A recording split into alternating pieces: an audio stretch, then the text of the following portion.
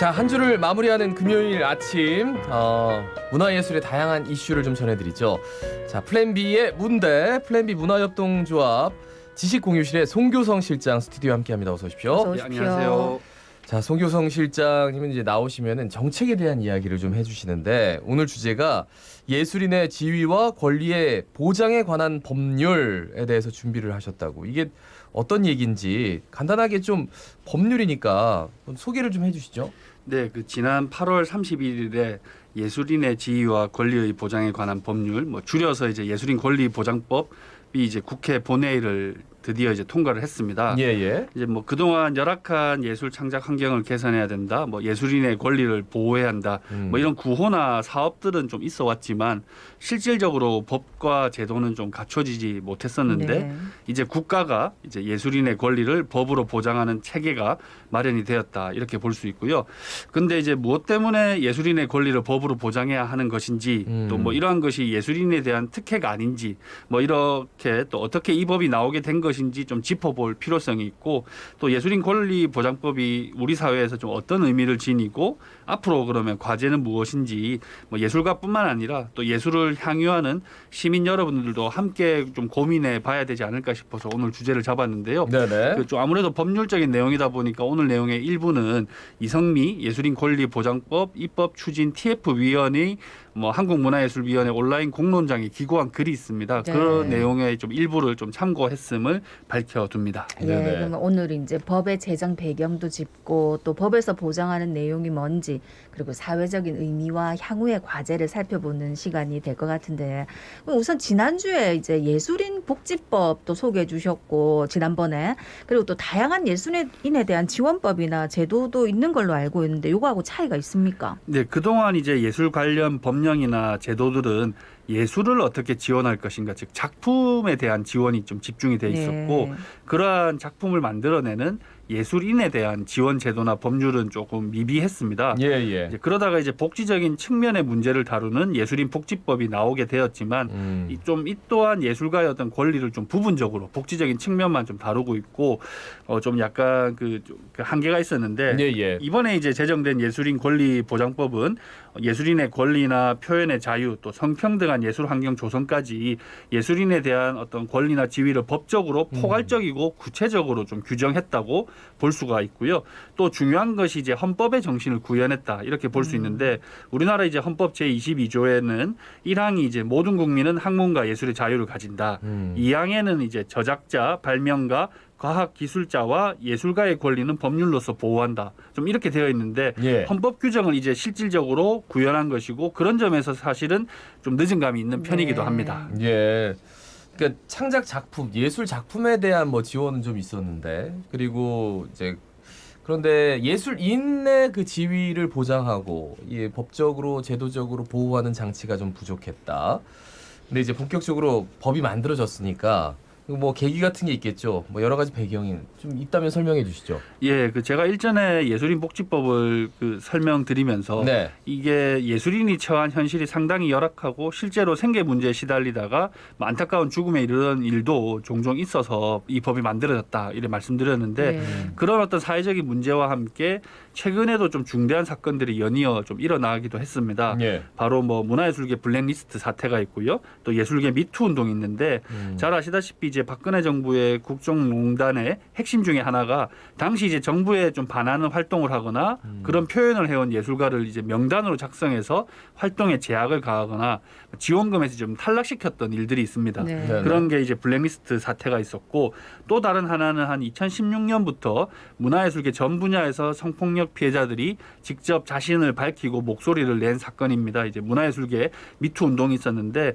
이것 또한 이제 스승과 제자로 이어진 어떤 도제식 시스템이나 또 예술이라는 명목으로 이루어진 좀 성폭력 관행들이 이제 폭로가 된 것인데 그러면서 이제 문화예술계 좀 다른 문제들 노동 문제나 이런 것처럼 좀 취약한 시스템 전반에 대한 문제 제기가 이어졌고 그러면서 이제 우리 사회에서 예술가의 지위와 권리에 대해서 좀 더 좀 실효적인 법령의 제정이 필요하다 이런 상황에서 예술인 권리 보장법이 출발을 했다고 보면 됩니다. 예, 말씀하셨듯이 블랙리스트 사태 박근혜 정부 때 있었고 미투 운동이 본격화된 게 2016년부터고 또 문재인 정부에서는 예술인 권리 보장이 대선 공약이기도 했는데 지금 이제 거의 끝나가는 시점이라 좀 법 제정이 좀 늦은 게 아닌가 이런 생각도 드네요.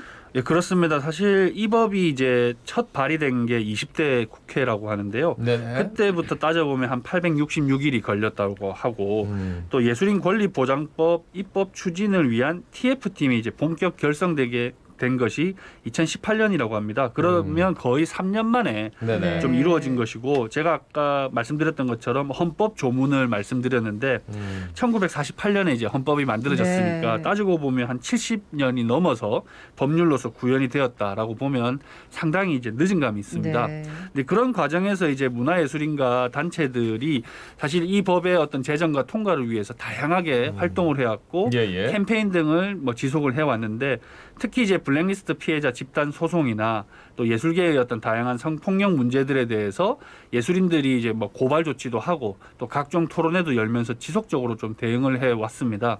또 이제 법 제정을 위해서 법률가뿐만 아니라 뭐 예술인이나 연구기관처럼 현장의 목소리를 반영하고자 좀 노력을 해왔고 그에 따른 결실이 이제야 좀 이루어졌다고 볼 수 있는데 네. 그만큼 이제 오래 걸리긴 했지만 이 법 자체가 예술인들이 스스로 법을 좀 제안하고 입안하고 논의하는 과정에 좀 주도적인 역할을 해왔다는 점에서 상징적인 어떤 중요한 사건이 아닌가 좀 볼 수 있고 또 이것이 이제 문화예술계가 새롭게 도약을 할 수 있는 하나의 계기점, 기회가 아닌가라고 좀 볼 수 있겠습니다. 네. 예. 뭐 구체적으로 예술인 권리보장법 이거 좀 살펴보겠습니다. 그 전체 법의 개요 그리고 이제 대상의 범위 뭐 이런 것들도 좀 설명해 주실까요? 예, 우선 이 법은 그 명칭처럼 예술인의 어떤 지위와 권리에 대해서 명시적으로 좀 정의를 하고 있는데 구체적으로는 예술 표현의 자유 보호를 좀 강조하고 있고 또 예술인과 다른 직업과의 동등한 지위 보장을 좀 선언을 하고 있고요. 또 성평등한 예술 환경의 조성 그리고 예술인 권리의 어떤 침해를 방지하고 구제할 수 있는 기구의 설치를 좀 법에 명시를 하고 있어서 예. 뭐 그렇게 길지는 않습니다. 네. 한 6장에 41조로 이루어져 있는데 특히 이 법에서 좀 주목할 점은 예술인에 대한 정의인데 아까 말씀드린 예술인 복지법이 예술 활동 증명을 한 예술인만을 좀 대상으로 하는데 이 예. 법은 그렇지 않은 예술 학교에 재학 중인 예비 예술인도 좀 포함이 좀 되고 있습니다.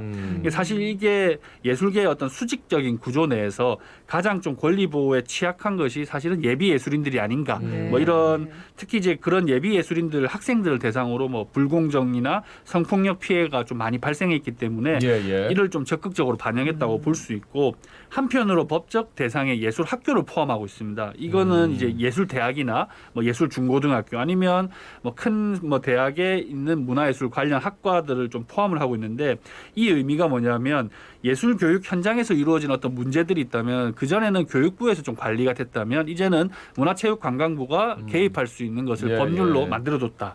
그래서 이제 조금 더 직접적인 조치를 취하고 관여할 수 있게 되었다라고 볼 수 있겠습니다. 예. 아하. 이제 그동안 법의 사각지대를 좀 해소하려고 한 측면으로 보이는데 좀 구체적으로 좀 살펴보면 우선 이 법에서 강조하고 있는 예술 표현의 자유는 어떻게 보장하고 있는 겁니까? 예, 그 이 법이 만들어지게 된 계기 중에 하나인 블랙리스트 사태가 실제로 좀 해결되는 과정을 보면 네. 공무원의 어떤 직권남용죄를 적용을 했었는데 이게 상부의 지시에 따랐을 뿐이라고 하다 보니까 형사처분이 적용 안 되는 네네. 일이 많았습니다. 예. 그래서 이 법에서는 좀 구체적으로 어떤 것이 문제가 되는지를 명시를 하고 있는데 예를 들어서 공무원, 예술지원기관 또는 예술교육기관에 소속된 자는 예술인 또는 예술단체에 대해 예술활동이나 그 성과를 전파하는 활동을 방해해서는 안 된다. 또는 뭐 예술지원 사업에서 합리적인 이유 없이 성별, 종교, 장애 등을 이유로 예술인 또는 예술단체를 차별해서는 안 된다. 또한 뭐 예술 지원 사업에서 차별 행위를 할 목적으로 명단을 작성하거나 작성을 지시하여 명단을 이용, 제공 등을 해서는 안 된다. 뭐 이렇게 상당히 구체적으로 법률로 명시를 해 두고 있습니다. 그래서 이제 블랙리스트 사태와 같이 국가가 예술을 좀 통제하고 관리하면서 예술 표현의 자유를 침해했던 행위를 유형별로 정의를 하고 금지하고 있다고 볼 수 있겠습니다. 굉장히 좀 디테일하게 예. 정확하게 명시를 해놨다는 게 좀 주목이 되는데 그 예술인의 직업적 권리 요거는 저 어떻게 보장하고 있는지요? 예, 우선 이 법의 제정이 한창이었던 2020년에도 광주 시립극단의 어떤 프리랜서 배우들에 대해서 서면 계약서 미체결, 불공정 계약 종용, 뭐 갑질, 언어적 성희롱, 연습증 부상 뭐 이런 문제들이 막 발생을 했는데 그때도 이제 광주 시립극단이나 이를 관리하는 뭐 광주문화예술회관, 광주시 뭐 어느 곳에서도 공적인 해결 절차를 책임을 좀 지지 않았다고 합니다. 예. 그래서 뭐 대책위원회가 구성되고 예술인 권리보장법 제정 촉구 활동이 당시에도 활발하게 이루어졌는데요. 네. 그만큼 이제 우리 사회 곳곳에 예술인들의 어떤 직업적 권리가 제대로 보장되지 못하는 일들이 지금도 여전히 좀 비일비재하다는 사례인데 실제로 이제 예술인들은 그 일반적인 뭐 노동 형태뿐만 아니라 예, 특수고용 형태보다도 훨씬 더 복잡하고 다양한 방식의 일이 많은데 예술인 실태 조사에 따르면 프리랜서 비중이 한 70%가 넘는데 그만큼 이제 단기 프로젝트로 일을 하거나 네. 용역 계약을 할 때에도 여러 사업장과 계약을 하거나 또는 계약 상대방도 프리랜서 기획자인 경우도 네네. 많다 보니까 또 저작권 문제도 복잡합니다. 예, 예. 그러다 보니까 뭐 노동조합 같은 것을 만들기도 어렵고 피해가 발생을 해도 이걸 좀 제도적으로 구제할 수 있는 방법이 마땅치가 않았는데 그래서 이번에는 뭐 이런 법령에서 아주 좀 더 구체적으로 뭐 우월적 지위를 이용해서 예술인과의 어떤 불공정한 계약을 좀 금지하기도 하고 권리 보장을 위한 조항이나 권리 구제를 위한 뭐 기구 설치 등을 좀 명시를 하면서 예술인들의 어떤 직업적 권리를 법률로 보장하고자 노력을 해두었습니다. 예, 말씀하신 중에 제가 특히 와닿았던 게 저도 프리랜서니까 뭐 일할 때 계약 상대방도 프리랜서인 경우가 많아가지고 아유 뭐 그냥 서로 좋은 게 좋은 거니까 막 넘어가자 이렇게 하는 경우가 사실은 참 많거든요. 근데 이제 창작 환경에서 예. 뭐 저작권도 있고 또 맞아요. 예술 활동이라는 게 눈에 이렇게 보이다가도 금방 없어지잖아요. 다 찍어놓는 것도 아니고 그러다 보면은 이제 자칫 분쟁이 있을 수도 있는데 그런 것들을 미연에 방지하기 위해서 네. 요소요소에 많은 것들을 이제 장치를 마련했다. 특히나 이제 굉장히 중요한 지점 중에 하나인데 이 성평등한 예술 환경 이 조성 법률이 어떻게 마련하고 있는지요? 2018년에 이제 문화예술계 미투가 좀 시작이 되자마자 이제 문화체육관광부가 국가인권위원회와 함께 문화예술계 성희롱 성폭력 특별조사단을 좀 운영을 했습니다. 그래서 신고를 받아 좀 조사를 진행하기도 하고 한 4,000명 정도 대상으로 설문조사를 진행했는데 그 결과 이제 문화예술계의 고용 형태가 대부분이 이제 프리랜서인 경우가 많은데 현재의 어떤 성희롱 관련 법은 사업장이나 고용관계를 기본으로 하고 있어서 권리구제 측면에서 사각지대에 놓여 있었다. 또한 문화예술계의 어떤 특수한 고용 형태를 고려한 성희롱 예방이나 구제 조치에 대한 법률은 없는 것으로 보인다라고 이제 결과를 좀 도출했고요. 그래서 이제 사각지대 해소를 위해서 예술인 권리보장법 제정에 좀 중요한 과제로 좀 발표가 되었었는데 그래서 이번 권리보장법에서는 예술인에 대한 성희롱 성폭력을 금지 예방하고 피해자의 어떤 보호와 권리 구제를 위해서 국가기관이 역할을 해야 된다라고 명시를 하고 있습니다. 특히 이제 문체부를 좀 명시를 해서 이제 성희롱, 성폭력 예방 및 피해 구제 지원기관을 지정하고 운영 경비를 지원할 수 있도록 해놨고 또 2년마다 예술 분야의 어떤 실태 조사를 실시해서 그 결과를 발표해야 한다고 해서 좀 구체적인 실천 방안을 좀 담고 있습니다. 그래서 이제 아까 말씀드렸던 어떤 직업적 권리 침해를 좀 포함해서 권리 구제의 좀 실효성을 위한 피해 구제 위원회의 설치나 또 예술인 보호관을 좀 지정을 해서 적극적으로 이제 좀 조사도 하고 대응할 수 있도록 법에 마련해 두었습니다. 네. 이 예술인 권리보장법에 대해서 실장님은 어떻게 바라보고 계십니까? 예술인 권리보장법은 예술인의 지위와 권리 보호를 위한 중요한 출발점이지만 법이 모든 것을 해결할 수도 없고 사실은 또 여러 아마 한계점들이 있을 겁니다.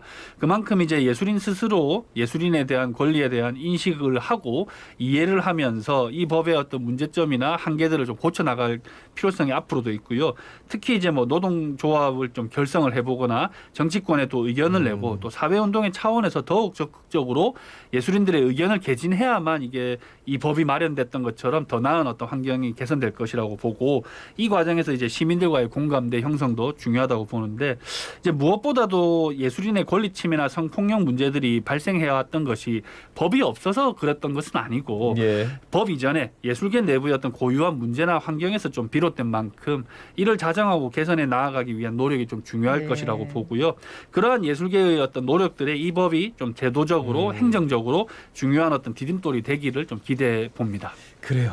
예술인의 지위와 권리의 보장에 관한 법률에 대해서 좀 살펴봤는데 4936번님 김동현 하나 긴장하세요. 이분 목소리 말씀 솜씨가 아나운서 저리 가라네요. 아, 근데 감사합니다.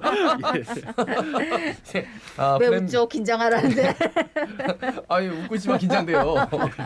자 플랜 B 문화협동조합의 지식공유실 송교성 실장이었습니다. 고맙습니다. 고맙습니다. 오늘 노래를 짧게 들어야 되겠네요. 예, 그 폴킴의 모든 날 모든 순간을 준비를 했는데 너무 짧게 들어서 좀 죄송한 말씀 드리면서 마무리를 해야 될 것 같습니다. 예, 자갈 찾으면 17,736회 박성원이었습니다. 아나운서 김동현이었습니다. 오늘도 힘찬 하루 보내십시오. 고맙습니다. 고맙습니다.